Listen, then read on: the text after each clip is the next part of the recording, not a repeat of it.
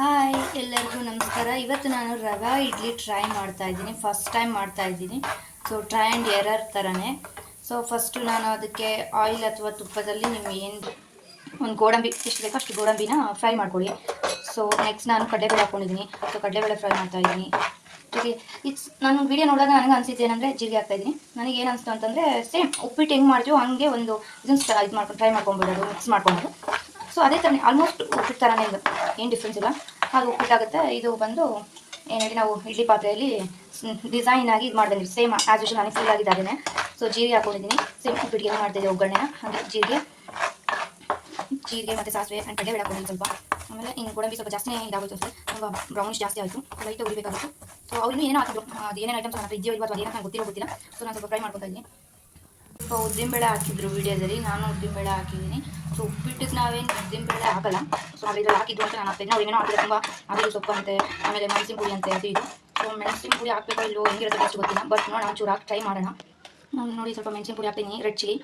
So ಸ್ವಲ್ಪ ಚೂರು ಹಾಕಿದ್ದೀನಿ. ಸೊ ಮತ್ತೆ ನಾನು ಚೆನ್ನಾಗಿ ತಂದಿದ್ದೀನಿ, ಚೆನ್ನಾಗಾಗಲ್ಲ ಅನ್ನೋದೊಂದೇ ರೀಸನಿಗೆ ಸ್ವಲ್ಪ ಹಾಕ್ಕೊಂಡಿದ್ದೀನಿ. ಆಮೇಲೆ ಬೇಕಾದ್ರೆ ಕರ್ಕೊಂಡು ಮಿಕ್ಸ್ ಮಾಡ್ಕೊತೀನಿ ನಾನು.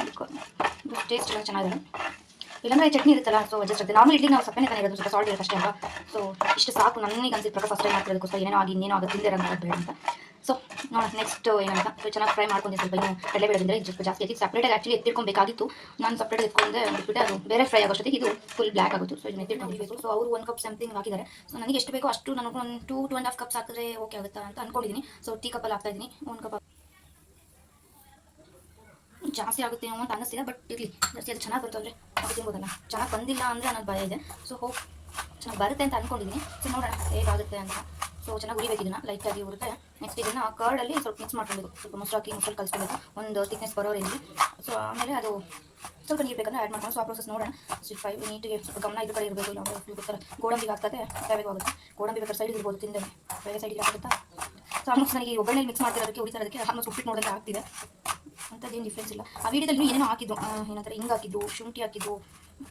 ನಾನು ಯಾಕೋ ಅದು ಹಾಕೋಕ್ಕೆ ಇಷ್ಟ ಆಗಲಿಲ್ಲ. ಫಸ್ಟ್ ಟ್ರೈ ಮಾಡಿ ಇದು ಟೇಸ್ಟ್ ಹೆಂಗಿರುತ್ತೆ ಅಂತ. ಇದೆಲ್ಲ ಚೆನ್ನಾಗಿ ಬಂತು ಅಂದರೆ ಸೊ ಸಮಥಿಂಗ್ ಇನ್ನೊಂದಿನ ನೀವು ಆ್ಯಡ್ ಮಾಡಬೇಕು ಅಂತ ನೆಕ್ಸ್ಟ್ ಟೈಮ್ ಸ್ವಲ್ಪ ಅದೆಲ್ಲ ಆ್ಯಡ್ ಮಾಡ್ತೀನಿ. ಸೊ ಚೆನ್ನಾಗಿ ಉರಿತಾ ಇದ್ದೀನಿ. ಮತ್ತು ಇದು ಉಪ್ಪಿಟ್ಟು ರವೆ ತೊಗೊಬೋದು. ಇದಕ್ಕೆ ರವೆ ಇಡ್ಲಿಗೆ ರವೆ ಇಡ್ಲಿ ಅಂತಲೇ ಬರುತ್ತೆ, ರವೆನೇ ಬರುತ್ತೆ, ಇಡ್ಲಿ ರವೆ ಅಂತಲೇ. ಸೊ ಈ ಥರದ್ದು ಇನ್ಸ್ಟೆಂಟ್ ಮಾಡೋದು ಸಹ ಬರುತ್ತೆ ಪ್ಯಾಕೆಟಲ್ಲಿ. ಸೊ ಅದ್ರಲ್ಲಿ ಮಾಡಿದ್ರೆ ಮೇ ಬಿ ಅದರಲ್ಲೆಲ್ಲ ಆಲ್ಮೋಸ್ಟ್ ಆ್ಯಡ್ ಮಾಡಿರ್ತಾರೆ. ನಾವು ಜಸ್ಟ್ ಅದನ್ನು ಕುಕ್ ಮಾಡೋದಷ್ಟೇ, ಬೇಯಿಸೋದಷ್ಟೇ ಅನ್ಸುತ್ತೆ. ಸೊ ನಾನು ಇದನ್ನು ಲೂಸ್ ತೊಗೊಂಡಿದ್ದೀನಿ. ಲೂಸ್ ರವೆ ಆಗಿರೋದ್ರಿಂದ ನಾನೀಗ ಮೊಸರು ಹಾಕೊಂಡು ಅದನ್ನು ಕಲಿಸ್ಕೊತಾ ಇದ್ದೀನಿ. ರವೆ ಇದನ್ನೆಲ್ಲ ಉದ್ದಾಗಿದೆ. ಸೊ ಈಗ ಮೊಸರು ಕಲಿಸ್ಕೊತೀನಿ ಒಂದು ಹದ ಬರೋ ಥರ.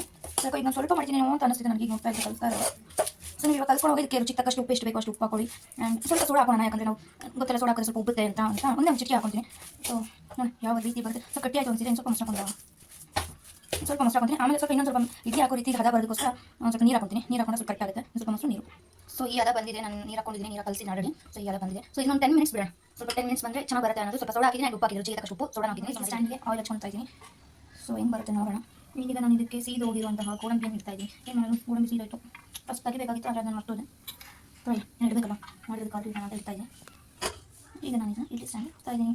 ಇದಕ್ಕೆ ವೆಜಿಟೇಬಲ್ಸ್ ಹಾಕ್ತಾರೆ, ಚೆನ್ನಾಗಿ ಬರುತ್ತೆ ಟೇಸ್ಟಿಗೆ ಅಂತ. ನಾನು ಫಸ್ಟ್ ಟೈಮ್ ಮಾಡಿದ್ದೀನಲ್ಲ, ಯಾಕೆ ಸುಮ್ಮನೆ ಜಾಸ್ತಿ ಮಾಡೋಕೆ ಹೋಗಿ ಹಾಳು ಮಾಡೋದು ಅಂತ ಫಸ್ಟ್ ಟೈಮ್ ಆಗಿರೋದಕ್ಕೆ ಆಗಿಲ್ಲ. ಸೊ ನೆಕ್ಸ್ಟ್ ಟೈಮ್ ಮಾಡೋದು ಎಲ್ಲ ಹಾಕೋಣ ಅಂತ. So ready to cook. ನಾನು ಇದನ್ನು ಬೇಗ ಇಡ್ತೀನಿ. ನಾನು ಎಷ್ಟು ಟೇಸ್ಟಿಯಾಗಿರುತ್ತೆ ಅಂತ ವೆಯ್ಟ್ ಫಸ್ಟ್ ಟೈಮ್ ಮಾಡ್ತಿರೋದಲ್ಲ. ಸೊ ವೆಯ್ಟ್ ಮಾಡ್ತಾ ಇದ್ದೀನಿ ಟೇಸ್ಟ್ ಮಾಡೋದಕ್ಕೆ ಹೇಗಿರುತ್ತೆ ಅಂತ. ನಾನು ಟೇಸ್ಟ್ ಮಾಡಿ ಇವಾಗ ನನ್ನ ಅಡುಗೆ ನಾನು ಚೆನ್ನಾಗಿದೆ ಅಂತ ಅಂದೆ ಅಂತೀನಿ ಆಬ್ವಿಯಸ್ಲಿ. ಸೊ ಮನೆಯವರು ಹೇಗಿದೆ ಅಂತ ಹೇಳ್ತಾರೆ ಅಂತ ನೋಡೋಣ. ಹೇಗಿದೆ? ಸೂಪರ್ ಆಗಿದೆ. ಮೆದುವಾದ ಇಡ್ಲಿ ಚೆನ್ನಾಗಿ ಬಂದಿದೆಯಲ್ಲ. ಆದರೆ ಒಂದಿಲ್ ಆಗಿದ ಮಿಸ್ಟೇಕ್ ಏನಂತ ಹೇಳು, ಏನು ಕಾಣಿಸ್ತಿದೆ ಹೇಳು. ಟೇಸ್ಟ್ ಹೆಂಗಿದೆ? ಟೇಸ್ಟ್ ಚೆನ್ನಾಗಿದೆ. ಗೋಡಂಬಿ ಎಲ್ಲ ಸೀದಾಬಿಟ್ಟಾರೆ. ಅದೇ ಆಗಿರೋದು ಇದರಲ್ಲಿ.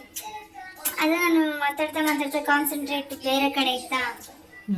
ಅದನ್ನ ಆ್ಯಕ್ಚುಲಿ ನನ್ನ ಸೈಡಿಗೆ ತೆಗಿಬೇಕಾಗಿತ್ತು. ಅದನ್ನು ಫಸ್ಟ್ ಫ್ರೈ ಮಾಡಿ ನಾನು ಅದರಲ್ಲೇ ಬಿಟ್ಬಿಟ್ಟೆ. ಅದಕ್ಕೆ ಹಂಗಾಯ್ತು. Super super super.